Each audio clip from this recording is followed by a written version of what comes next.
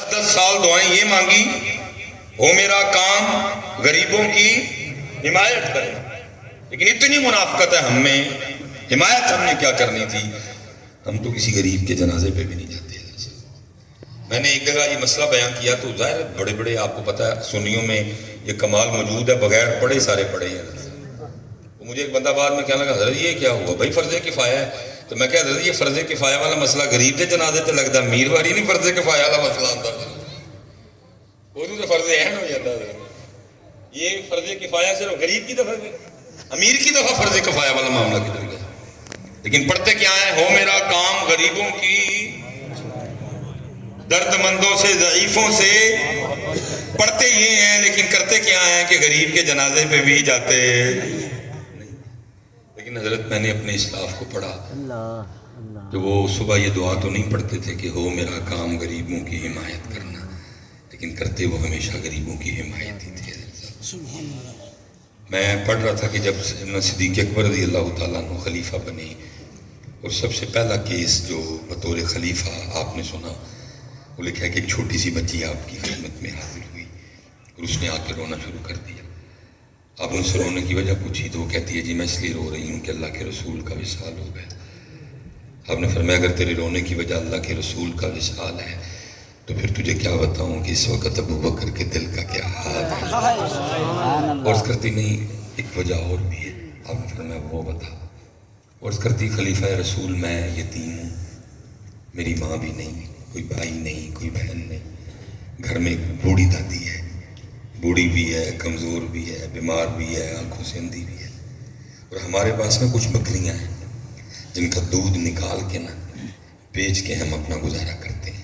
آپ نے فرمایا رو کیوں رہی ہے؟ عرض کرتی ہے رو اس لیے رہی ہوں کہ جب تک اللہ کے رسول بنفس نفیس ہم میں موجود تھے آپ روز ہمارے گھر تشریف لایا کرتے تھے اور ہمیں بکریوں کا دودھ نکال کے دیا کرتے تھے۔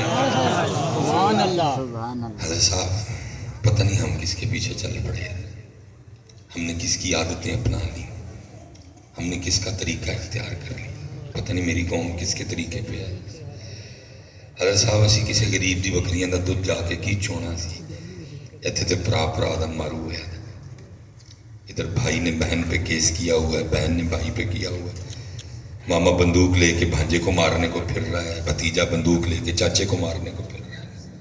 میری تو سمجھ سے باہر ہے ادھر ہو کیا رہا ہے، میری قوم کس طرف چل نکلی ہے، میری قوم کس کے طریقے پہ چل نکلی ہے۔ ان کے تو قطعاً یہ طریقے نہیں تھے، بلکہ اقبال نے لکھا تھا ہو ہلکا ہے یاراں تو بریشم کی طرح نرم، رزم حق و باطل ہو تو فولاد ہے مومن۔ اصحاب کلمے جنہوں نے جا کے پڑھنے سن انہوں نے پڑھے کوئی نہیں، میری قوم نے ایک دوسرے کے گریبان پکڑے ہوئے ہیں۔ گریبان تو پتر یہودیوں کا پکڑنا تھا، گریبان تو ہنود کا پکڑنا تھا ہم نے جا کے، لیکن انہوں نے ہمیں ایسا الجھایا کہ ان کا تو پکڑا کوئی نہیں بلکہ ہم سب نے ایک دوسرے کا ہی۔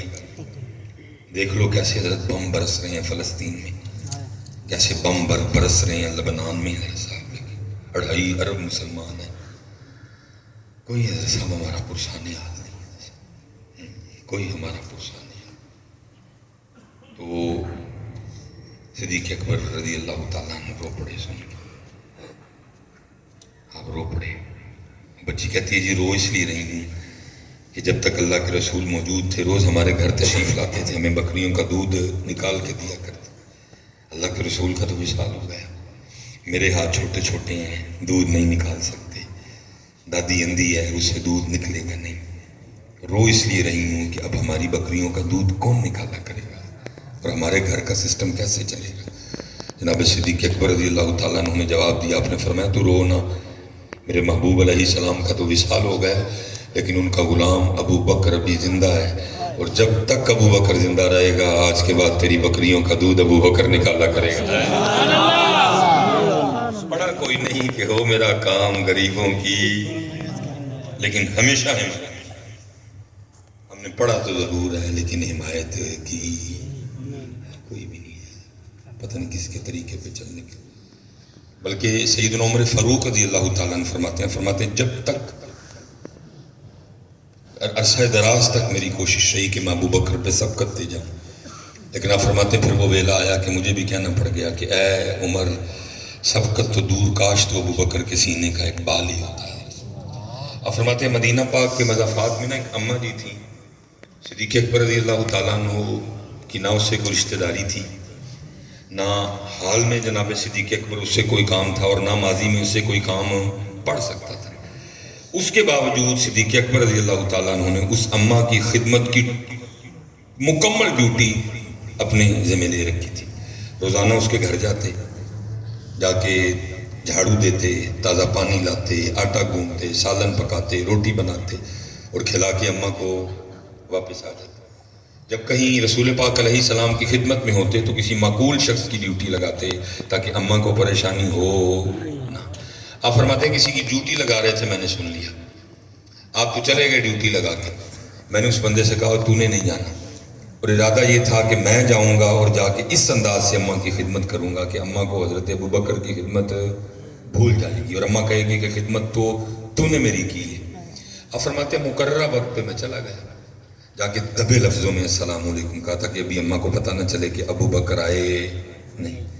اب فرماتے ہیں میں نے جھاڑو پکڑا اور میں نے گھر کی صفائی شروع کر دی۔ میں اکثر سوچتا ہوں کیا تربیت ہوئی تھی، مقام دیکھو، مراد رسول ہے، مانگ کے اللہ پاک سے نہیں ہے، لیکن انداز دیکھو یہ غریب کے گھر میں جا کے جھاڑو دے رہی ہے۔ اور میں نے یہاں صاحبوں کو دیکھا بھائی، جیسے جیسے پیسے بڑھتے جاتے ہیں ہمارے انداز ہی بدلنے جاتے ہیں۔ جی میرا سٹیٹس نہیں ہوں میں، رشتہ دار چھوڑ دیں گے، یار دوست چھوڑ دیں گے، محلہ چھوڑ دیں گے۔ میں حیران ہوں کہ بھائی کیا بدلتا ہے تمہارا؟ وہ بھائی پہلے بھی پیشاب ہی کرتے تھے، اب بھی پیشاب ہی کرتے ہیں۔ پہلے بھی تمہارے اندر سے پخانہ ہی نکلتا تھا، اب بھی پخانہ نکلتا ہے، کیونکہ موتی شوتی نکلنا شروع ہو گیا۔ بس یہ ہے کہ ادھر لوچا آ گیا تیرے اندر، بدلا تو کچھ بھی نہیں۔ پہلے بھی تو روٹی کھاتا تھا، اب بھی روٹی کھاتا ہے۔ پہلے ذرا زمین پہ بیٹھ کے کھاتا تھا، اب ذرا ٹیبل پہ بیٹھ کے کھاتا ہے۔ بدلا کیا ہے؟ پہلے ذرا پنڈیاں شنڈیاں نہ کھانا ہے، ان بھائی ذرا تو چھوٹا گوشت کھانا ہے۔ باقی کیا بدلا؟ پہلے ذرا تو 1500 کا سوٹ پہنتا تھا، اب بھائی ذرا تو J.Dot کا پہنتا ہے۔ بدلا کیا ہے یار؟ پہلے بھی تو بولتا تھا، تیرے منہ سے تھوک ہی گرتا تھا، اب بھی تھوک ہی گرتا ہے۔ پہلے بھی تیرے ناک میں سے جو آتا تھا اب بھی وہی آتا ہے۔ پہلے بھی تیری رگوں میں خون تھا، اب بھی خون نہیں ہے۔ پہلے بھی تیرے پھیپھڑوں میں بلغم تھی، اب بھی بلغم ہے۔ پہلے بھی تو مٹی کا بنا تھا، اب بھی مٹی کا بنا ہے۔ بدلا کیا ہے؟ اور حضرت جب یہ ہم پھر بدلا کھیلتے ہیں نا تو پھر کیا ہوتا ہے؟ پھر کسی دن ہمیں گرفت ہوتی ہے تو پھر ہم پھر جاتے ہیں۔ لیکن دکھ یہ ہے نا پتر، آگے بھی میرے جیسے بیٹھے ہیں نا سارے، وہ بھی سچی بات نہیں نہ بتاتے، وہ بھی کہتے ہیں کالے رنگ دا کوارا لیلا لے گیا، وہ بھی اصل بات بتاتے ہیں۔ بھلا حضرت جب کھچ لگتی ہے تو کبھی قرآن پاک سے پوچھو نا کہ مجھے کھچ کیوں لگی ہے، یہ میرا کاروبار کیوں چلتا چلتا رک گیا ہے، یہ کیوں نقصان ہو رہے ہیں مجھے، قرآن سے پوچھو حضرت، مصباح صاحب سے نہیں۔ تو پھر قرآن کیا بتاتا ہے؟ قرآن کہتا ہے پہلی وجہ کھچ لگنے کی کلا بلا تکرمون الیتیم، دوسری وجہ کھچ لگنے کی ولا تحاضون علی طعام المسکین، کہ تو سارے پیسے کلیاں کھانا چاہتا ہے۔ یہ مثال کے طور پہ یہ میری جیب میں جو پیسے پڑے ہیں نا، میری ضرورت کے بعد یہ سارے کے سارے میرے نہیں ہیں، اس میں بڑے حقدار ہیں۔ اور قرآن سے پوچھیں کہ وہ حقدار کون ہے تو قرآن کہتا ہے پہلا حقدار وَبِالْوَالِدَيْنِ إِحْسَانًا، اور وہ اس طرح کے حقدار ہیں کہ میری امی یا میرے ابو سارے کے سارے میرے پوچھے بغیر اگر میری جیب سے نکال لیں تو میں ان کو پوچھ سکتا نہیں۔ دوسرے حقدار پھر کون ہیں؟ وَالْيَتَامَىٰ وَذِي الْقُرْبَىٰ، میرے رشتہ دار۔ تیسرے حقدار کون ہیں؟ وَالْيَتَامَىٰ۔ چوتھے حقدار کون ہیں؟ وَالْمَسَاکِین۔ کیونکہ پتر میں کہنا ہوا کہ اے میں سارے کلے ہی پھر کی ہوں پھر لگتی ہے، لیکن آگے پھر دکاندار بیٹھے ہیں وہ بتاتے ہی نہیں کہ حضرت صاحب اے سارے تھے نہیں، اے جدے جدے ہے نہیں چپ کر کے انہوں نے بچاؤ، سارا کچھ ٹھیک ہو جائے گا، سبحان اللہ، سارا کچھ ٹھیک ہو جائے گا۔ آگے دکاندار بیٹھے ہیں وہ بتاتے ہی نہیں کہ حضرت یہ جو آپ نے سارا اکیلے کھانے کا پروگرام بنا لیا ہے نا، کھچ اس لیے لگی ہے کیونکہ کلا بلا تکرمون الیتیم ولا تحاضون علی طعام المسکین ارأیت الذی یکذب بالدین فذلک الذی یدعو الیتیم۔ ولا یحض علی طعام المسکین، یہ نہیں بتاتے، ہم آگے ان کو نئے چکروں میں ڈال دیتے ہیں، کالا علم، ہرا علم، پیلا علم، کٹا علم، وہ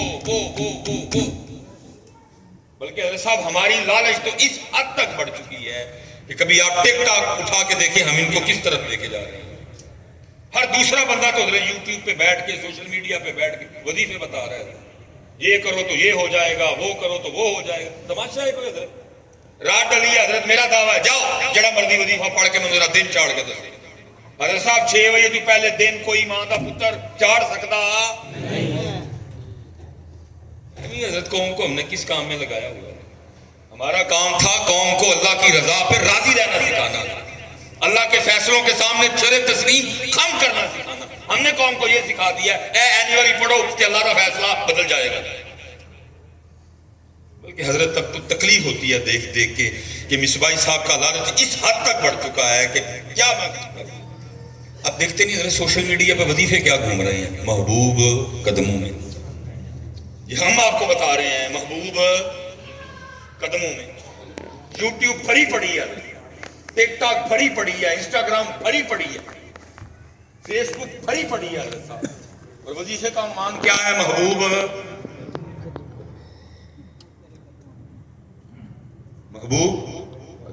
اب ہو نہیں سکتا حضرت، میں سکرول کر رہا ہوں اور کلپ آ جائے اور لکھا ہو محبوب قدموں میں تو میں دیکھے بغیر گزر جاؤں گا، کیونکہ پوری قوم تو اسی چکر میں پڑی ہوئی کہ محبوب۔ اچھا ماشاءاللہ آپ سارے سیانے بیانے بیٹھے ہیں، میں اگر آپ اجازت دیں تو آپ سے ایک سوال پوچھوں۔ حضرت یہ کون سا محبوب ہے جس کو آپ اور میں قدموں میں لانا چاہتے ہیں؟ کیونکہ حضرت عنوان ہی غلط ہے، ٹائٹل ہی غلط ہے۔ ٹائٹل بتا رہا ہے کہ دال میں کالا نہیں، دال ساری کی ساری کالی ہے۔ کیونکہ حضرت وہ محبوب کدھر سے ہو گیا جس کو بندہ قدموں میں لانے کی خواہش کرے۔ کسی نے مولانا روم سے پوچھا تھا حضرت محبوب کی کوئی تعریف کر دیں، فرمایا اس کو محبوب کہیں گے کہ جس کے سامنے تیرا اپنا سر کاٹ کے اس کے قدموں میں رکھنے کو دل کرے۔ یہ محبوب کدھر سے ہو گیا جس کو بندہ قدموں میں لانا چاہتا ہے؟ اس لیے عنوان بتا رہا ہے کہ دال ساری کالی ہے، وہ محبوب نہیں ہے وہ کچھ، لیکن صاحب اس سے بھی زیادہ تکلیف ہوئی۔ چلو آپ تو جو ہیں سو ہیں، کم از کم مجھے کچھ خیال کرنا چاہیے تھا۔ اب میں حضرت ٹک ٹاک پہ اور سوشل میڈیا پہ بیٹھ کے آپ کو محبوب کو قدموں میں لانے کے لیے وظیفہ کیا بتا رہا ہوں کہ یہ آپ نے فلاں فلاں وقت قد شغفہا حبا اتنی بار پڑھنا ہے تو کیا ہوگا محبوب۔ میں نے بڑوں کا نمبر تلاش کیا، مجھے نمبر نہیں ملا، ایک کا مل گیا، میں نے اس کو فون کیا، میں نے کہا حضرت کیا کر رہے ہیں، اتنا ڈالروں کی لالچ نے اندھا کر دیا، ان بیچاروں کا ایمان داؤ پہ لگا دیا تم نے، جی اس میں کیا ہوگا؟ میں نے کہا اللہ کے بندے کیا قرآن اس لیے کہ پڑھ